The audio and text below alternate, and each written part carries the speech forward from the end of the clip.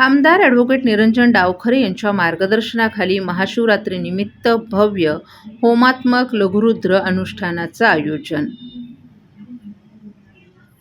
महाशिवरात्रीच्या पावन पर्वानिमित्त समन्वय प्रतिष्ठान, भारतीय जनता पार्टी आध्यात्मिक समन्वय आघाडी ठाणे शहर यांच्या संयुक्त विद्यमानं आयोजित भव्य होमात्मक लघुरुद्र अनुष्ठान कार्यक्रम ठाण्यातील छत्रपती शिवाजी महाराज मैदानावर मोठ्या भक्तिभावात आणि उत्साहात संपन्न झाला.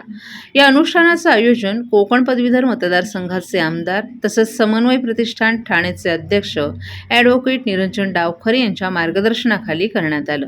या कार्यक्रमास ठाणे शहराचे आमदार संजय केळकर, उपमहापौर कृष्णा पाटील, सर्व नगरसेवक, पदाधिकारी तसंच ठाणे जिल्ह्यातील नागरिकही मोठ्या संख्येनं उपस्थित होते.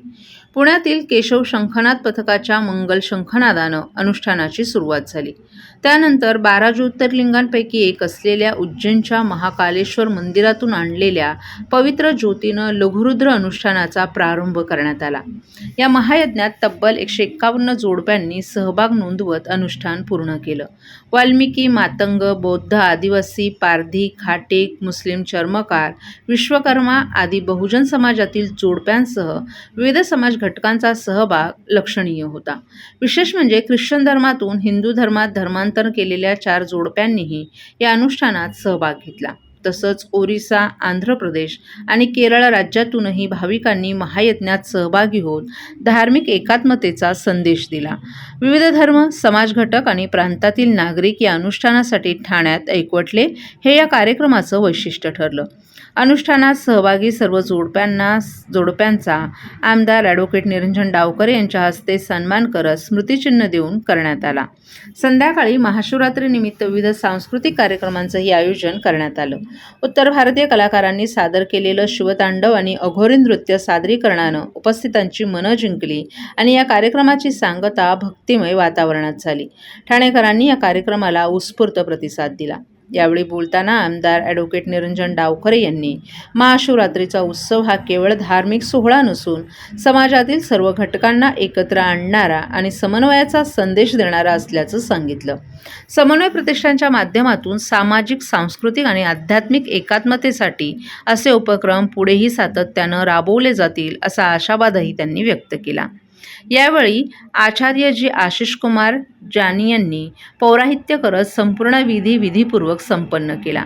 आयोजन यशस्वी करण्यासाठी समन्वय प्रतिष्ठानचे रवी काळे, सहकारी तसंच भाजप आध्यात्मिक समन्वय आघाडीच्या संयोजिका अश्विनी पटवर्धन आणि त्यांच्या सहकाऱ्यांनी विशेष परिश्रम घेतले. मानवाला आंतरिक शुद्धतेबरोबरच शुद्ध पर्यावरणीय वातावरणासाठी विशिष्ट सेंद्रिय आणि औषधीयुक्त घटकांची मंत्रोच्चारात अग्नीमध्ये आहुती देण्याची अग्निहोत्र आचरण ही एक प्रभावी प्रक्रिया आहे, असं प्रतिपादन आमदार संजय केळकर यांनी केले. कोकण ग्रामविकास मंडळाच्या शिवाईनगर येथील मालवणी महोत्सवात शनिवारी आमदार केळकर यांनी स्वतः अग्निहोत्र आचरण केलं. त्यानंतर माध्यमांशी संवाद साधताना आमदार केळकर यांनी अग्निहोत्र विधीची महती विशद केली. तसंच सामाजिक भान ठेवून अशा प्रकारचा पर्यावरणभिमुख अग्निहोत्र उपक्रम इतरांनीही आयोजित करण्याचं त्यांनी आवाहन केलं. यावेळी मालवणी महोत्सवाचे आयोजक नगरसेवक सीताराम राणे तसंच नगरसेवक विकास पाटील, माजी उपमहापौर सुभाष काळे आणि इतर भाविकांनी देखील अग्निहोत्र पूजेमध्ये सहभाग दर्शवला. शिवाईनगर येथील उन्नती गार्डन मैदानात कोकण ग्रामविकास मंडळाच्या वतीनं स्वर्गीय अजितदादा पवार महोत्सव नगरीत सुरू असलेल्या मालवणी महोत्सवाचं यंदाचं हे 27वं वर्ष आहे. या भव्य मालवणी महोत्सवात मनोरंजनात्मक कार्यक्रमांसोबतच खवय्यांकरिता खाद्यपदार्थांचे स्टॉल्स आणि भाविकांसाठी अग्निहोत्र विधी उपलब्ध केले आहेत. आयोजक नगरसेवक सीताराम राणे यांच्या संकल्पनेतून अक्कलकोट येथील शिवपुरीच्या विश्व फाउंडेशनच्या माध्यमातून मालवणी महोत्सवात दररोज अग्निहोत्र करण्याची सुविधा उपलब्ध आहे. याशिवाय अग्निहोत्रासाठी लागणाऱ्या सामुग्रीचा स्टॉल देखील महोत्सवात उपलब्ध आहे. ठाण्याचे जनसेवक आमदार संजय केळकर यांनी देखील मालवणी महोत्सवात अग्निहोत्र अनुष्ठान केलं.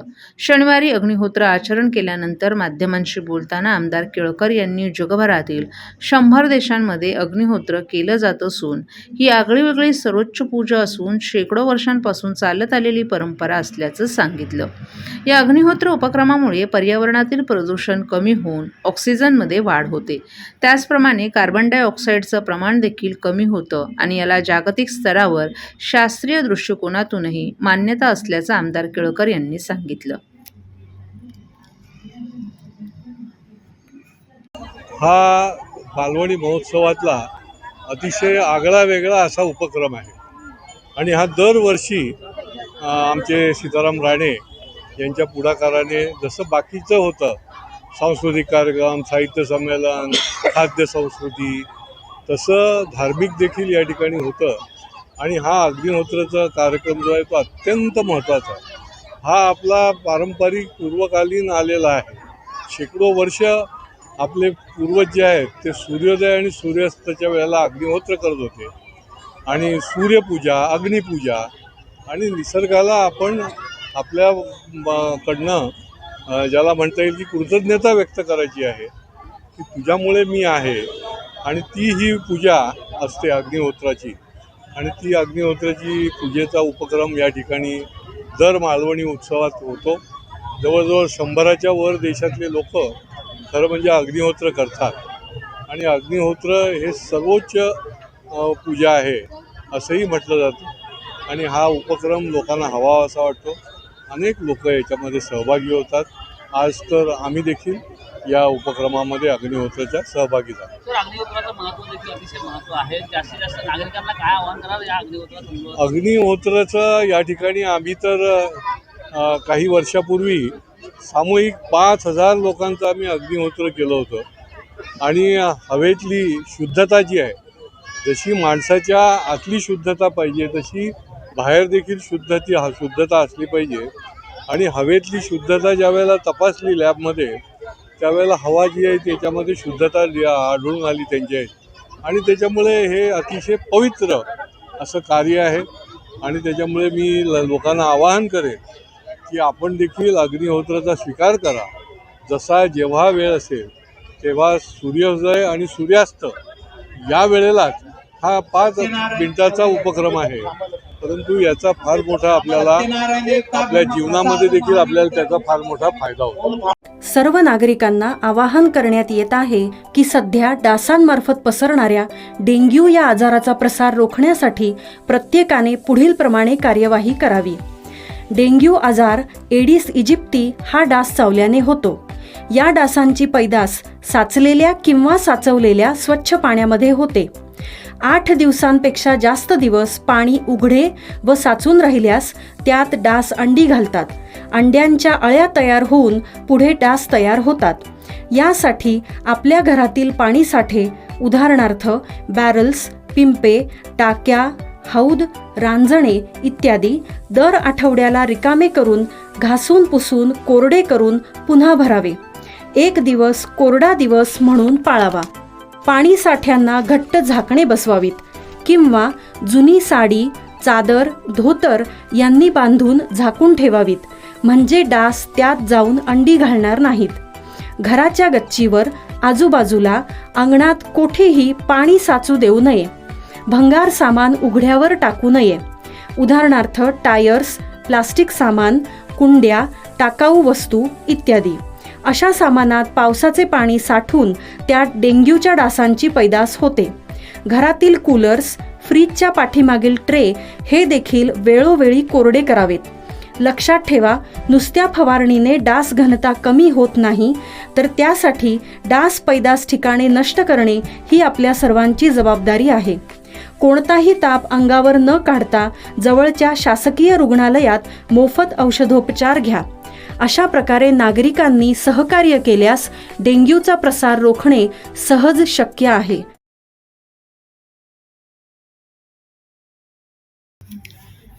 ठाणे महानगरपालिकेमार्फत माझी वसुंधरा अभियानांतर्गत पर्यावरण जनजागृती आणि हरित शपथ स्पर्धा 2026चं आयोजन करण्यात आलं असून ठाणे महानगरपालिका हद्दीतील स्वयंसेवी संस्था, महाविद्यालय, ठाणे महानगरपालिका आणि खाजगी शाळांना सहभागी व्हावं असं आवाहन महापौर शर्मिला पिंपळकर आणि महापालिका आयुक्त सौरभ राव यांनी केले.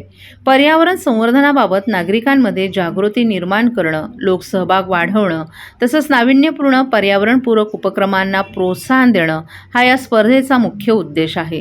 ही स्पर्धा 2 टप्प्यात होणार असून प्रथम टप्प्यासाठी 25 मार्चपर्यंत तर द्वितीय टप्प्यासाठी 20 ऑगस्टपर्यंत माहिती ऑनलाईन सादर करावी लागणार आहे. स्पर्धेचा निकाल 7 सप्टेंबर रोजी आंतरराष्ट्रीय स्वच्छ हवा दिनानिमित्त जाहीर करण्यात येणार आहे. या स्पर्धेत 4 गटांचा समावेश असून स्वयंसेवी संस्थांसाठी महापालिका स्तरावर, महाविद्यालयांसाठी परिमंडळ स्तरावर तर ठाणे महापालिका आणि खाजगी शाळांसाठी प्रभाग समिती स्तरावर स्पर्धा आयोजित करण्यात आली आहे. स्वयंसेवी संस्थांना रील, डॉक्युमेंटरी निर्मिती आणि हरित शपथ या दोन्ही प्रकारात सहभाग बंधनकारक असून प्रत्येक टप्प्यात किमान 5 विषयांवरील व्हिडिओ सादर करणं आवश्यक आहे. महाविद्यालयांनी विद्यार्थ्यांमधून किमान 10% किंवा 200 पर्यावरण दूत निवडून विविध पर्यावरणपूरक उपक्रम राबवायचे आहेत. शाळांनी किमान 1 ते 5 जनजागृती कार्यक्रम आयोजित करून त्याचं जिओ टॅग, छायाचित्र आणि सोशल मीडिया लिंक सादर करणं आवश्यक आहे. हरित शपथ नोंदणी राज्य शासनाच्या संकेतस्थळावर ऑनलाईन पद्धतीनं करावी लागणार असून ULB मध्ये ठाणे म्युनिसिपल कॉर्पोरेशन निवडणं बंधनकारक आहे. शपथेनुसार कृती पूर्ण केल्यास स्वतंत्र गुण दिले जाणार आहेत. तसंच स्पर्धेसाठी आकर्षक पारितोषिकं जाहीर करण्यात आली आहे. स्वयंसेवी संस्थांसाठी प्रथम क्रमांकास 1,00,000, द्वितीय क्रमांकास 75,000 तर तृतीय क्रमांकास 50,000 आणि उत्तेजनार्थ पारितोषिकं देण्यात येणार आहेत. महाविद्यालय आणि शाळांसाठी विविध स्तरांवर रोख पारितोषिकांची घोषणा करण्यात आली आहे. सहभागी संस्था आस्थापनांनी दोन्ही टप्प्यात स्वतंत्र माहिती ऑनलाईन सादर करणं आवश्यक असून गुणांकन स्वमूल्यांकन पद्धतीनं करण्यात येणार आहे.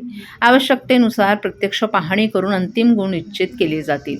स्पर्धेत सहभागी होण्यासाठी नोंदणी लिंक ठाणे महानगरपालिकेच्या संकेतस्थळावर उपलब्ध असून अधिक माहितीसाठी www.thanecity.gov.in या संकेतस्थळाला भेट द्यावी किंवा pcctmc.ho@gmail.com या ईमेलवर संपर्क साधावा असं आवाहन महापालिकेकडून करण्यात आले.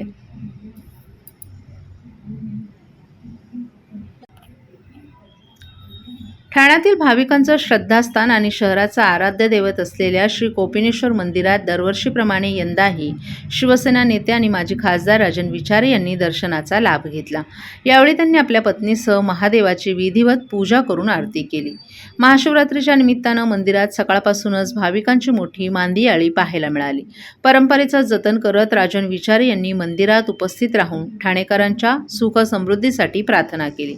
यावेळी राजन विचारे यांच्यासोबत शिवसेनेचे अनेक पदाधिकारी, कार्यकर्ते आणि परिसरातील असंख्य नागरिकही मोठ्या संख्येनं उपस्थित होते. कोपिनेश्वर मंदिर हे ठाणेकरांच्या अस्मितेचं केंद्र आहे आणि येथे येऊन जो आनंद मिळतो तो शब्दातीत आहे, अशा भावना त्यांनी यावेळी व्यक्त केल्या. दर्शनानंतर त्यांनी उपस्थित शिवसैनिकांशी आणि नागरिकांशी संवाद साधून शुभेच्छांचा स्वीकार केला. मंदिराच्या परिसरात हर हर महादेवाच्या जयघोषानं वातावरण भक्तिमय झालं होतं.